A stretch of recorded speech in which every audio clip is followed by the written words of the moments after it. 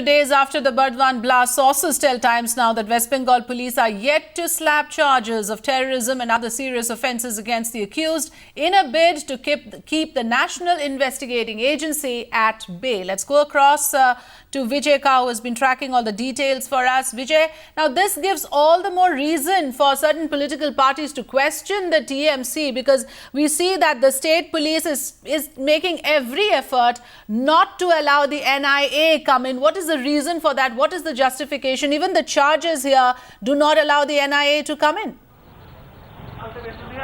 Well, exactly, that seems to be the strategy, because the NIA charter clearly states that if an offence falls under the purview of a scheduled offence, then the union government can take suo motu cognizance and ask the NIA to probe the matter.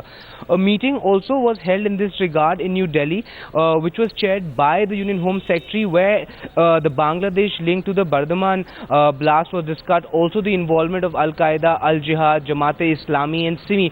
All this was discussed. However, the union government decided not to get into a confrontational mode with the state government, because at the end of the day, as and when the investigation is handed over to the NIA, they would need the cooperation of the state government, and therefore they have decided to adopt a wait and watch policy. However, sources in the NIA have been speaking to Times Now, and they very categorically stated that they suspect a botch-up. The biggest example of this botch-up and a cover-up in this particular case in Burdwan is the fact that explosives were detonated without them being diffused and kept, because the NIA could have used the way these bombs were made to try and ascertain which particular terrorist organization could have been behind it.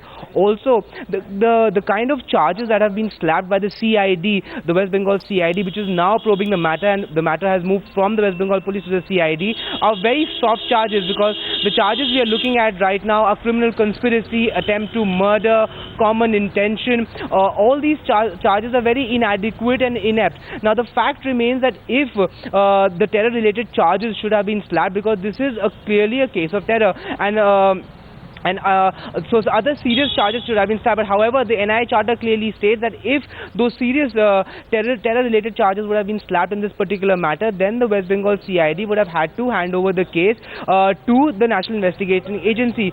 That has not been done, which is what is raising eyebrows and also giving opposition and other political parties fodder to attack the Trinamool Congress government.